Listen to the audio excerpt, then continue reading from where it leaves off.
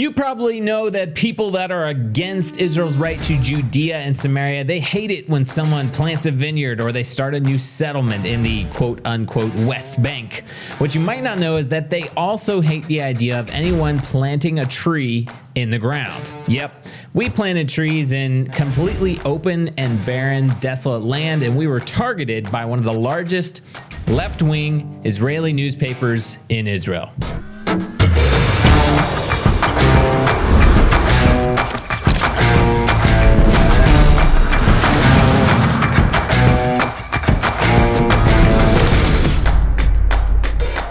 Welcome to the Israel Guys, where we believe that in a world of Jew hatred and anti-Israel propaganda, you should have a direct connection to the land and people of Israel. Guys, help us out. We are not only fighting big tech and possible censorship. I don't know if you've noticed, our views have been down in the last couple of weeks.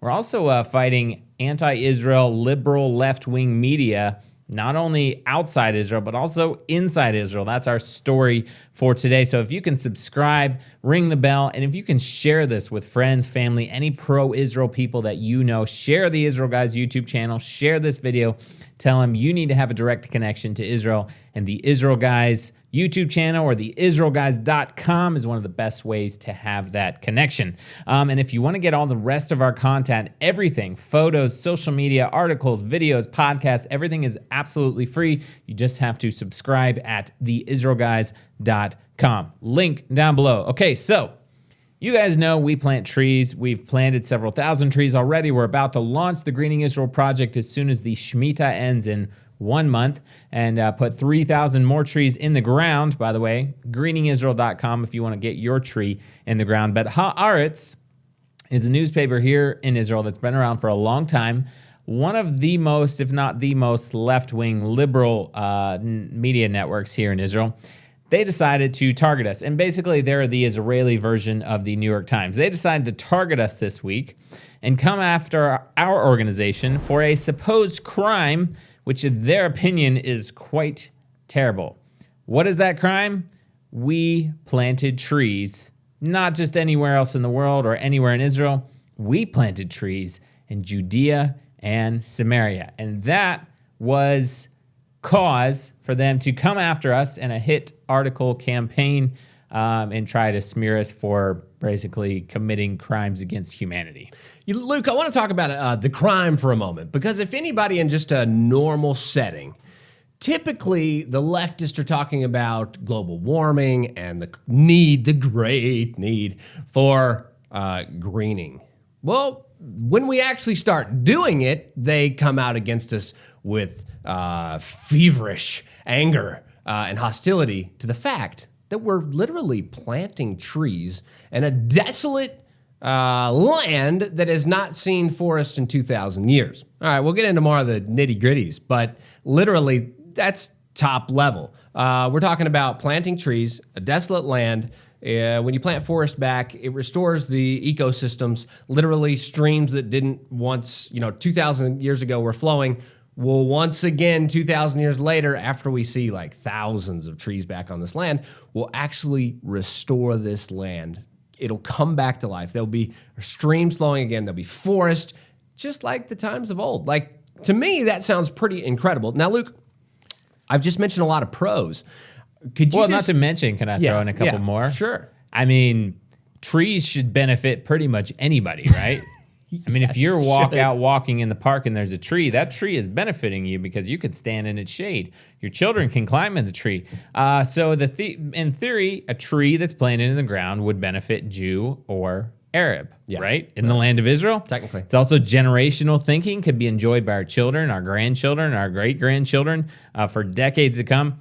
We plant even some fruit trees. That actually provides food. People can come along, pick pomegranates and olives and things like that.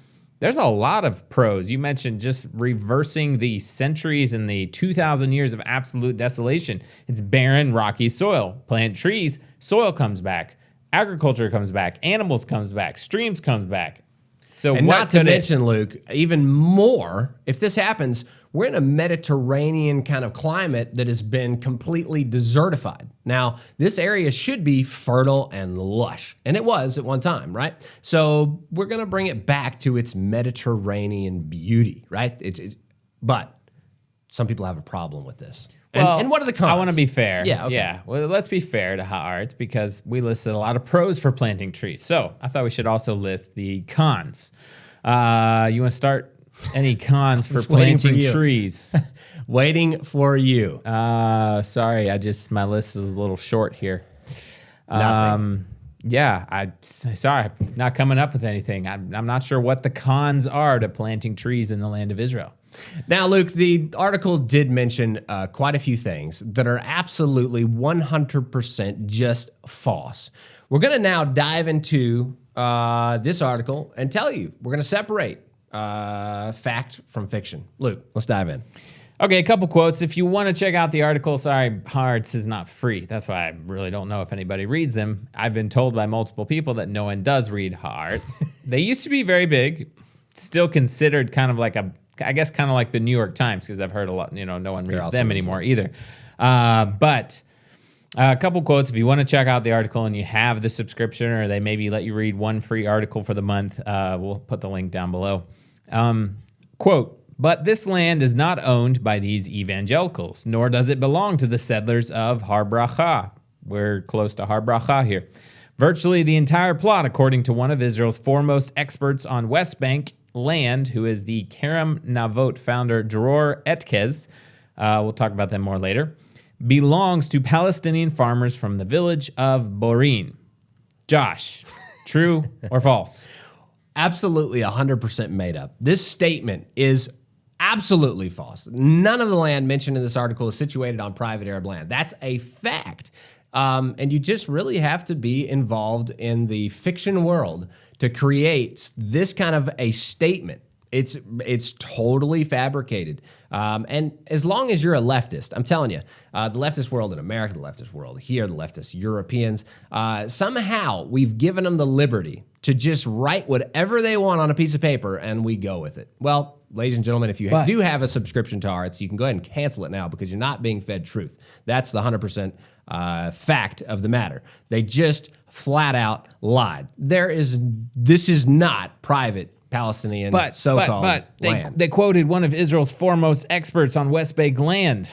Hold on, we'll get to that, guys. Just hold on. Okay, let's go through a couple more things that need to be clarified, or maybe just debunked. Quote from the article. "According to Etkez, the aerial photos indicate that the land in question had been intensely cultivated until the Second Intifada in the early 2000s.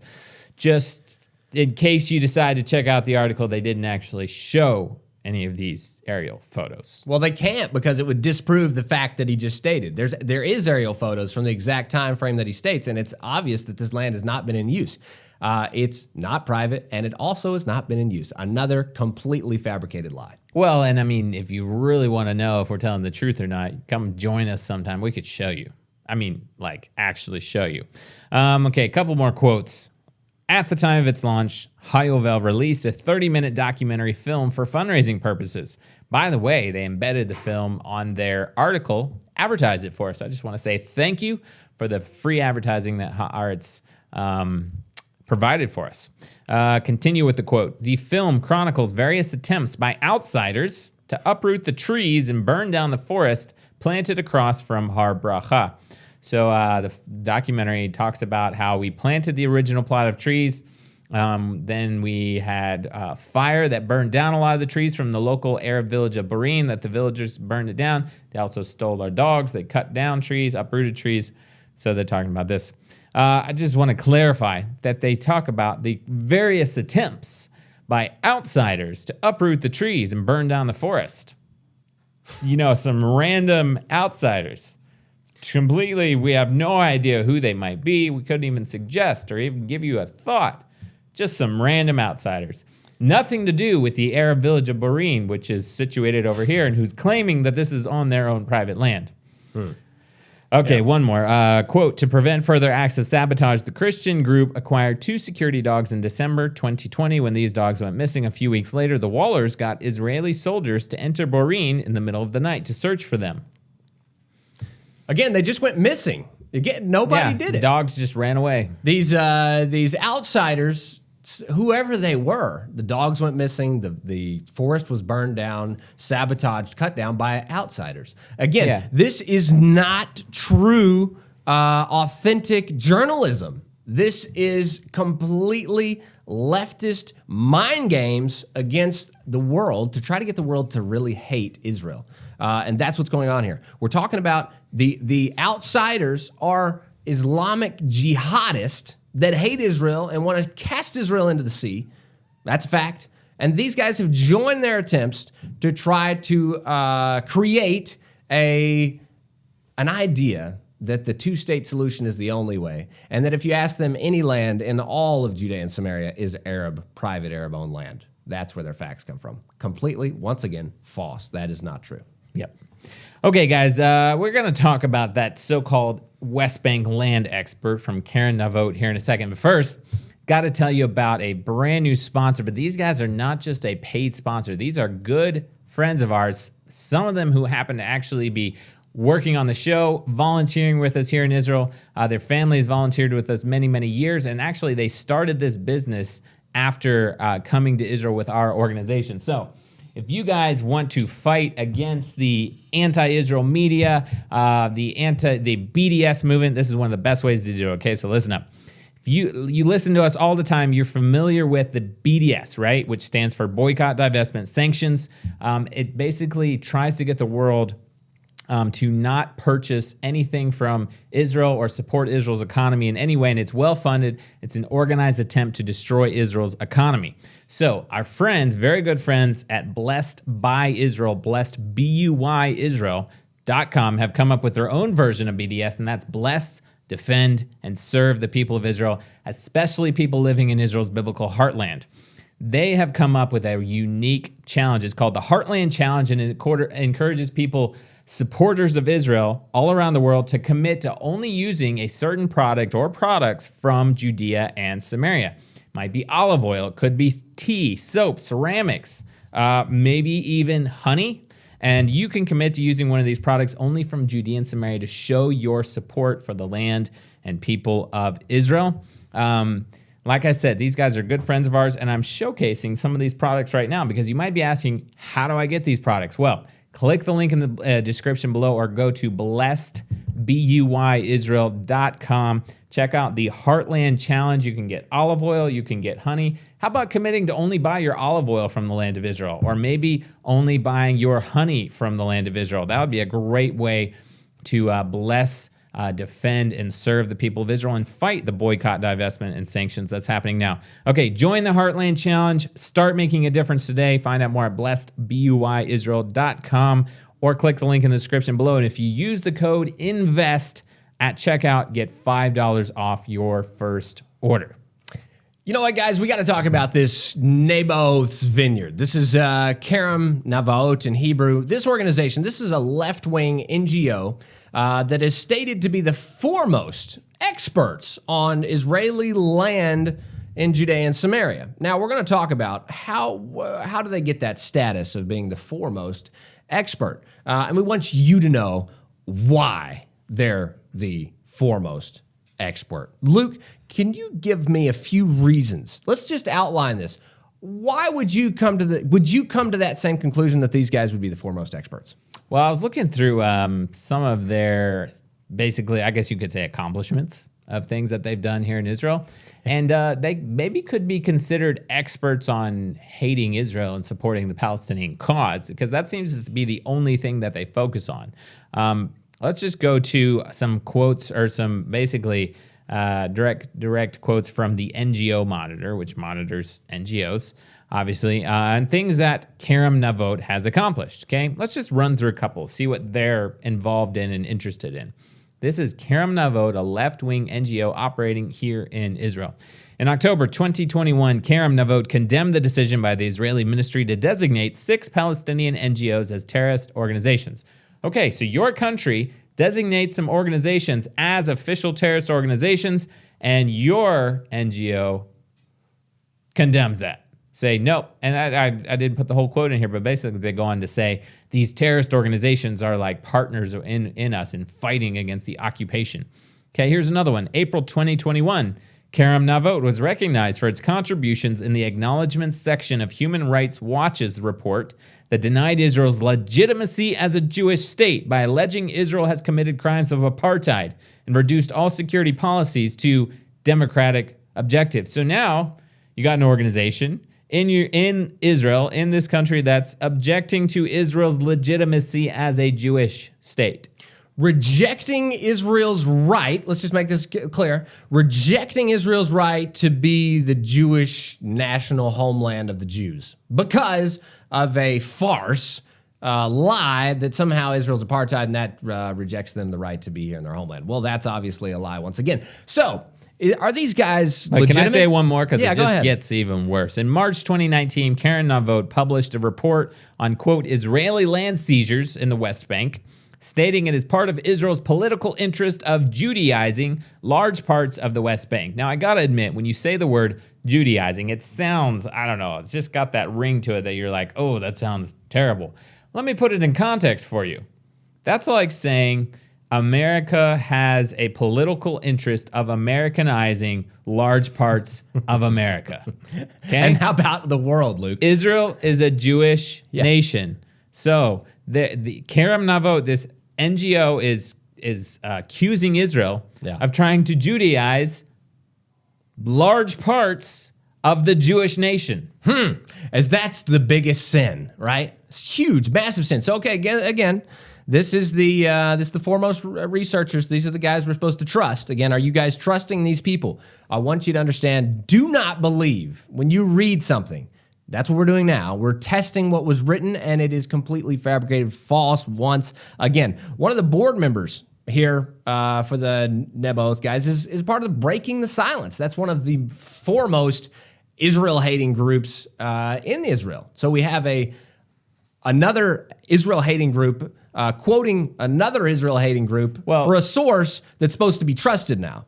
Well, and they work with B'Tselem in a lot of their reports. So you got three. You got a three, what do they call that? You know, the triangle that's going on triangle there. Here You got hatred. three left-wing Israel-hating groups, all just quoting each other and working together and got each other on each other's boards and stuff. So, but according to Haaretz, the founder of Kerem Navot, Dror Etkez, I don't know how to say his last name there, he's the foremost expert on West Bank land. So that's who we're going to trust. Yeah, and he also says, in my 20 years of working in the West Bank, we got to get his lingo right here, but anyway, whatever.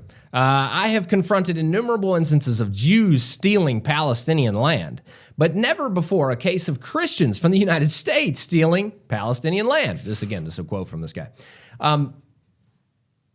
That's ridiculous. Jews are not stealing Palestinian land. We'll get into this just a second. We'll clarify so you can understand. You need to be able to understand why I can say this in complete truth to you there's no lies a part of what I'm telling you. I'm going to correct a lot of falsehood and lies, and you guys will be able to understand the truth. Let's get another quote here. He says, the aerial photos indicate that the land in question has been intensively cultivated until the Second Intifada. This was a quote directly from the article that we spoke about earlier. Again, completely fabricated. There's been extensive research that shows, I'm talking about real research, not the Kerem Navot research that is completely biased and false. There's been real research that proves otherwise, that I've actually been a part of. Now, how could you steal land, ancestral homeland of the Jews from, how does it all of a sudden become Palestinian Arab land? What's the story? And by the way, according to the Naboth guys here, Kerem Naboth, and according to all the leftists, every Jewish community inside Judea and Samaria are illegal and were stolen from Arabs. Are you clear now? That means everything inside of what they call Judea and Samaria, what they call the West Bank, is now illegal because they have a narrative that this was to be created into a Palestinian state, okay? But That's Josh, their narrative. I mean, it really, if you want to take it that far, Ask a Palestinian what if Tel Aviv is considered legal or considered if the Jewish people have a right to Tel Aviv. Ask them if they have a right to Haifa or Jaffa or Netanya or Ashdod. What is their answer going to be? Absolutely not. Here it is boiled down. They're saying the same answer for a forest in Judea and Samaria by an Arab will be the same answer for Tel Aviv. It's illegal. It's not Jewish. It's ancient Palestinian land. Historical rights belong to the Palestinians. Now, guys, I want you to understand. I talked to a local Arab the other day. He said, you will be very hard pressed to find even one Palestinian Arab anywhere around here that goes back more than 3 generations. Now, all the leftists will start throwing rocks now. You can throw all you want. This was the words of an Arab, local Arab, just right around us. And that is the truth. You have Arabs around here with the names like Al-Masri. You know what that means? They're looking at us Americans like idiots because their last name literally means the Egyptian. Really. This is the kind of situation we have here. We have a fictional world being created by a bunch of leftists, and they want you to believe that this land is somehow now being created into some sort of Palestinian state when all evidence proves otherwise. All historic evidence points towards a strong Jewish connection. Just inside of the area I work in, when we're planting trees in the land of Israel, what do we come across? We come across wine press after vat, after this, after that, after everything points Jewish. And they all, according to archaeology, which is pretty factual stuff, it all goes back to ancient Israel. Ladies and gentlemen, I hope that you're getting what we're saying. There's an attack against the land of Israel. It's from within and it's from without. The people in the land of Israel are being attacked at a vicious rate right now, and we must, and we considered, do we stand up to this or do we not? And here at the Israel Guys, we're committed to standing with the Jewish people, and it doesn't matter who fights against it. We're standing up for the nation, the people of Israel. We're standing up for the rights of the nation and people of Israel here in this biblical heartland of Israel. Can Jews plant trees in Judea and Samaria? The answer is yes, they can. Guys, if you, in conclusion, we're planting trees with the Jewish people in coordination with them to support the land of Israel, the biblical heartland. It's lain desolate for 2,000 years. In the last 75 years almost, no one has wanted to touch it, including big organizations, because it's so political and sensitive. But you know what? It's the biblical heartland of Israel, and it's about time someone started planting trees for the good of everyone. It's for the good of the land, for the good of people, Arab and Jew. It's for the generations to come so that the land of Israel can be restored. Many of the things, quote, in this Haaretz article are just outright lies. We've laid them out for you here. We are doing our best to plant trees in a way that benefits everyone in the land of Israel. If you want to support that project, get on board. Check it out at greeningisrael.com. Josh, if you could think of the least political thing to do in Israel, like planting a tree should be about it, right? Do you think so? It doesn't harm anyone. It benefits everyone, and it's good for the land. But unfortunately, the enemies of Israel can't stand the thought of anyone planting a tree in Judea and Samaria. But you know what? Those same people typically, they also don't support the Jewish people's right in other parts of Israel, or even planting trees in other parts of Israel. Guys, help us overcome these obstacles. Check out the project at greeningisrael.com. Don't forget to check out the Heartland Challenge from our good friends at Blessed by Israel, blessedbyisrael.com. Link in the description below. It's a great way to support Israel's heartland, to purchase products directly from small businesses in Judea and Samaria, and Blessed by Israel makes it easy and simple to do just that. Remember to tune out the fake news and tune into what is actually happening here in the heartland of Israel. We'll be back every Monday, Wednesday, and Friday with your direct connection to the land and people of Israel.